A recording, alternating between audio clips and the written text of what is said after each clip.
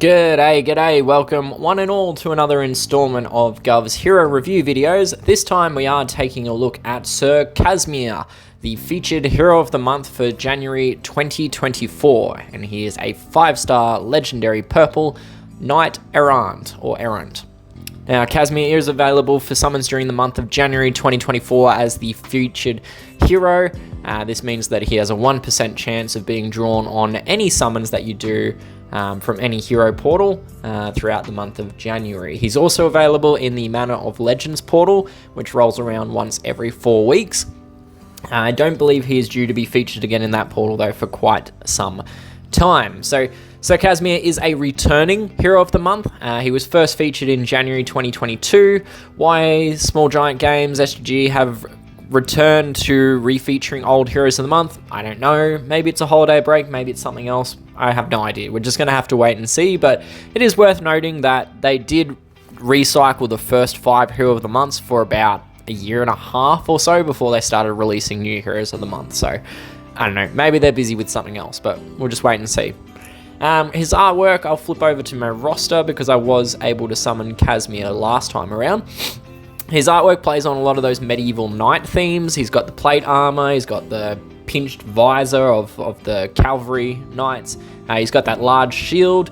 It's kind of a little bit at odds with each other because you wouldn't necessarily have a huge shield when you're on horseback, and you wouldn't have that type of visor necessarily because it cuts down your field of vision quite a lot. It's mainly just used for protecting against arrows and stuff. So, I don't know, he has at least gotten an upgrade on his weapon. He's gone from a sword to a bayoneted rifle. And he has switched out his shoes. They don't have the more traditional plated boots there of the knights, but has gone with a pair of combat boots instead. So, you know, there's a lot of the parallels there, but I don't know how practical wearing steel armor is on a modern battlefield, but, you know, I also don't know how effective it would be at stopping bullets, but hey. Being a Hero of the Month, we'll flip back over to his card. There is no family bonus. There are no family bonuses for any of the Heroes of the Month at the time of this review, so maybe it'll be introduced later, but for now, there is no family bonus. His personal stats, though, he has 634 attack, 728 defense, and 1470 HP. So there is a little bit of skewing going from the attack to the defense stat.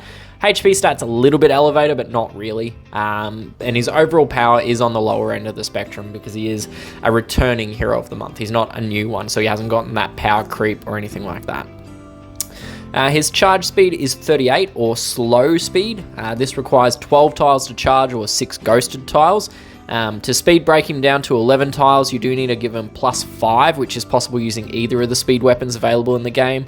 A double break down to 10 tiles is not possible, even if you use a +9 speed gun and the class node, so there's no need to grab that 2% class node at +19. In terms of his class, speaking of that, Sir Casmir is a Warfighter class hero, which grants him the chance to revive with 1 HP after taking fatal damage. The Warfighter talent is one which can be game-changing. You can have it pop off just in time for someone like a healer, like Casmir, to have one last hurrah, heal everyone up, and really prolong the fight. The talent has also got a history of both being a conspiracy theory of being bugged and also being a proven bug in the game. So there is a little bit going on there as well in terms of the history of the Warfighter talent. It is a talent that generally I advise people putting at least +1 on their heroes, just so you have that chance at revival, because like I said, it can quite easily swing a battle with an untimely revive. By way of his emblem path, I would go a defense and HP route. That's mainly to increase his survival, so I'll just flip over to my roster and I'll pull up Ayumi because she's got a similar path. So in terms of the talent tree, this is what I would do for Sir Casmir if I was to emblem him. So I'd pick up the defense node, so prioritizing defense over HP and then HP over attack. So we got defense in the first node, defense and HP, then defense HP, defense, HP, and then attack and defense. I would probably leave him at +18. There's no real need to get the 19 and 20 nodes, just because he doesn't benefit from that speed boost and he's not an attacking hero. So that is what I would do if I was to emblem Sir Casmir, demonstrated on Ayumi there. Alright, back to his card, and we'll have a look at his special skills. So his special skill is titled Nerves of Steel, and at level 10 skill and 38 charge speed, it will add 345 armor for all allies and provide an additional 240 armor to all allies with less than 40% health remaining. All allies get a 53% chance to perform a support attack against the enemy that uses an offensive special skill for 3 turns, and then he will also cleanse all status ailments from all allies as well. So from that, it is pretty clear that his primary function is as a pseudo-healer and a supporting hero. He's not an attacking hero. There's no real attack elements to his thing. So we will break his skill down a little bit, and I'll start with the armor. So like damage, healing, and pseudo-healing, it's best compared on a per tile basis. So how I compare them is I get the total amount healed, multiplied by the number of allies that are affected, and then divided by the number of tiles to charge. So if we follow that process for Sir Casmir, he does 345 health, or armor, and does it for 5 allies and requires 12 tiles to charge. So that comes out at about 144 healing done per tile. Comparing that to some other purple healers or pseudo healers, you've got the headline that most people are familiar with in El Coyote.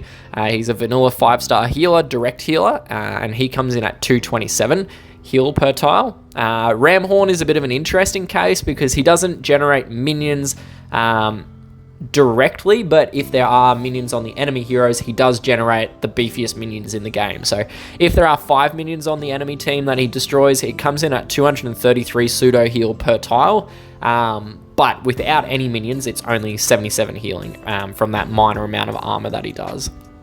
Another one that's interesting in there, you've got Tungsten. Tungsten does 108. Mr. Magnet is an armor generator of 75, but he only affects 3.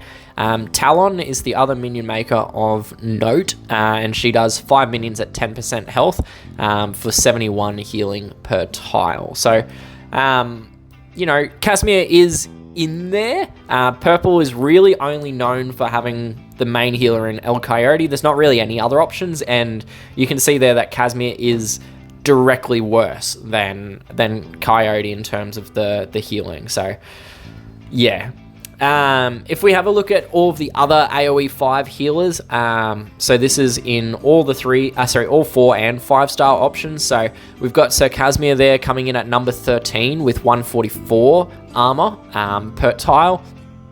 Some other ones, we've got El Coyote. Coyote's up there in number 2 or equal second spot with Jocasta coming in at 227. The best one is obviously Pika Variant and Doc Colton with that bonus heal. So yeah, there's a number of really good options in there. Casmir, unfortunately, is a long way down that list, and that's mainly a function of the fact that he's got reduced direct heal or direct armor of 345 and is on the slower end of the spectrum at 12 tiles to charge. So even though he's not bad in the purple sphere, when you have a look at him overall as a healer or a supporting healer hero, he's actually pretty terrible coming in at number 13. There is one interesting thing to note with his armor generation, which is that bonus armor for allies with less than 40% health. So normally that 40% health, or 50% as the case may be for whatever the hero is, it's usually calculated after the first part of healing is conducted, which means that for most heroes who have this bonus healing, they apply it as direct healing. So there is a chance that the initial healing will actually push them above 50% health, and hence they'd no longer actually get that bonus healing. For Casmir, however, he doesn't actually heal the allies. He just puts armor on top of their existing health. So any ally who's less than 40% health at the start of his cast will still have that less than 40% health at the end. So they will always receive that bonus armor. It does mean, though, that you're not actually ever pushing them out of that 50% or less than 40% HP range, which does mean that they are subject to those enemies who deal bonus damage against low health enemies, so people like Darkskull or Cooper. But it is good because you will always get that bonus 245 if you start with less than 40% health at the time of casting. Moving on from that to the other elements of his skill. So the second line there is that all allies get a 53% chance to do a support attack against enemies who use an offensive special skill. So this is offensive meaning attacking, not offensive meaning insulting, although you could argue that the two are interchangeable, but regardless, the support attack here is triggered by an enemy skill, which negatively affects your hero. So this is usually in the form of direct damage, but could also be a poison ailment, say from like Melter. So it's less of a support attack and more of a retaliatory attack. But yeah, so the support attack, it is worth explaining. It is the equivalent of a slash attack or doing 100% sniping damage to the enemy. So it's not a huge amount of damage. It's something, and it is also free because it's triggered by the enemy. It's not actually triggered by your heroes, as is the case with most support attack heroes. The final line of his skill is the cleanse status ailments from all allies. This is always a useful skill. Can clear any of the ailments like charge silences, charge blocks, damage over time, anything like that. Negative status effects like minus attack, minus defense. It's really great to have on a healer because not only does it give them the direct heal aspect, but it also gives them a general usefulness in your battle as well. So overall, I'd probably put Casmir as like a second tier hero. In a vacuum, you have to look at the direct option, and the direct option to Sir Casmir is El Coyote. And when you look at the two of them, Coyote is just empirically better. He has direct healing. He's got more healing that's done per tile. It's got the same cleanse, and for me, it's a better buff as well in the form of the defense against special skills compared to Casmir's retaliatory strike thing. So don't get me wrong, Casmir is still workable, and if you need a purple healer and you haven't gotten Coyote, he can definitely work, right? He's not, absolute garbage or trash or anything like that. But for me personally, I've just not promoted Casmir purely on the basis that I see Coyote as being a better option, and I've got multiple copies of Coyote. So, that's sort of where I see Casmir fitting into things. A good alternative to El Coyote, but Coyote is definitely better for me. So in terms of Sir Casmir's grading, I do rate him as having a B in terms of his war and raid attack effectiveness. C for war machines. He doesn't really do anything in war machines. He's got a relatively low attack stat. Eventing, I'm giving him a D+, and that is mainly because the scoring in events, part of it is based on the health, and he doesn't help your health. He doesn't do anything in your event teams other than try to help you survive to the end. For war and raid defenses, I'm going to give him a C+.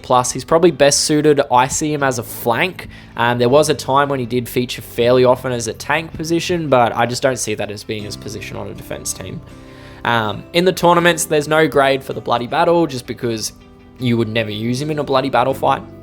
Buff booster, I'll knock him up to a B and a B- for attack and defense.